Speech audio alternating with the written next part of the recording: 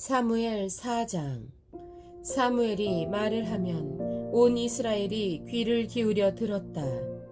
그 무렵에 블레셋 사람이 이스라엘을 치려고 모여들었다.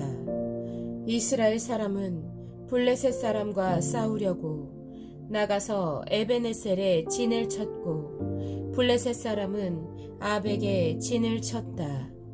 블레셋 사람이 전열을 갖추고 이스라엘 사람을 치자 치열한 싸움이 벌어졌다. 이스라엘은 이 싸움에서 블레셋에게 졌고 그 벌판에서 죽은 이스라엘 사람은 4,000명쯤 되었다. 이스라엘의 패잔병들이 진으로 돌아왔을 때 장로들이 말하였다. 주님께서 오늘 우리가 블레셋 사람에게 지도록 하신 까닭이 무엇이겠느냐? 실로에 가서 주님의 언약궤를 우리에게로 모셔다가 우리 한가운데에 있게 하여 우리를 원수의 손에서 구하여 주시도록 하자. 그래서 이스라엘 백성이 실로로 사람들을 보냈다.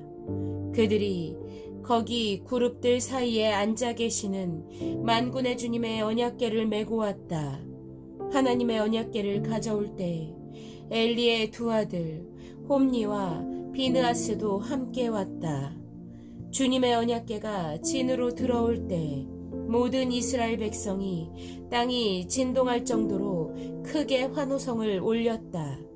블레셋 사람이 그 환호하는 소리를 듣고 저 히브리 사람의 진에서 저렇게 환호하는 소리가 들리는 까닭이 무엇이냐 하고 묻다가 주님의 궤가 진에 들어갔기 때문이라는 것을 알았다. 블레셋 사람이 두려워하면서 말하였다. 이스라엘 진에 그들의 신이 들어갔다. 그래서 그들은 외쳤다. 이제 우리에게 화가 미쳤다. 일찍이 이런 일이 없었다. 우리에게 화가 미쳤는데 누가 저 강력한 신의 손에서 우리를 건질 수가 있겠느냐. 그 신들은 광야에서 온갖 재앙으로 이집트 사람을 쳐서 죽게 한 신들이다. 블레셋 사람들아, 대장부답게 힘을 내어라. 그렇지 않으면 히브리 사람이 우리의 종이 되었던 것처럼 우리가 그들의 종이 될 것이다. 너희는 대장부답게 나가서 싸워라. 그런 다음에 블레셋 사람이 전투에 임하니 이스라엘이 져서 제각기 자기 장막으로 달아났다. 이스라엘은 이때 아주 크게 져서 보병 3만 명이 죽었다. 하나님의 궤를 빼앗겼고 엘리의 두 아들 홈니와 비느하스도 이때 전사하였다. 어떤 베냐민 사람이 싸움터에서 빠져나와 그날로 실로에 이르렀는데 슬픈 나머지 옷을 찢고 머리에는 티끌을 뒤집어 쓰고 있었다. 그 사람이 왔을 때 엘리는 길가 의자에 앉아서 길을 내다보면서 마음속으로 하나님의 궤를 걱정하고 있었다. 그 사람이 성읍에 이르러서 소식을 전하니 온 성읍이 두려워하며 슬피 울부짖었다. 엘리가 그 울부짖는 소리를 듣고 물었다. 저 소리가 무슨 소리냐? 그 사람이 급히 달려와서 엘리에게 소식을 전하였다. 그 무렵 엘리는 98살 된 노인으로서 눈이 어두워져서 앞을 거의 볼 수 없었다. 그 사람이 엘리에게 말하였다. 저는 전쟁터에서 도망쳐 나온 사람입니다. 전쟁터에서 오늘 도망쳐 오는 길입니다. 엘리가 물었다. 젊은이, 무슨 일이 일어났소? 소식을 전하는 그 사람이 대답하였다. 이스라엘 백성은 블레셋 사람 앞에서 도망쳤고 백성 가운데는 죽은 사람이 매우 많습니다.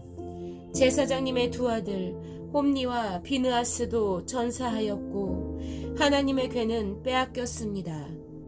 그가 하나님의 궤에 대한 소식을 전할 때 엘리는 앉아있던 의자에서 뒤로 넘어져 문 곁으로 쓰러져서 목이 부러져 죽었다. 늙은 데다가 몸까지 무거웠기 때문이다. 그는 40해 동안 이스라엘의 사사로 있었다. 그때 엘리의 며느리인 비느하스의 아내는 임신 중이었으며 출산할 때가 가까웠는데 하나님의 괴를 빼앗겼고 자기의 시아버지와 남편도 죽었다는 소식을 듣자 갑자기 진통이 일어나 구부리고 앉은 채 몸을 풀었다. 그러다가 그는 거의 죽게 되었다. 그때 곁에 서 있던 여인들이 아들을 낳았으니 걱정하지 말아요 하고 말해 주었다. 그러나 산모는 대답도 없고 관심도 보이지 않다가 그 아이의 이름을 이가봇이라고 지어주며 이스라엘에서 영광이 떠났다 하는 말만을 남겼다. 하나님의 괴를 빼앗긴 데다가 시아버지도 죽고 남편도 죽었기 때문이었다. 거기에다가 하나님의 괴까지 빼앗겼기 때문에 이스라엘에서 영광이 떠났다고 말했던 것이다.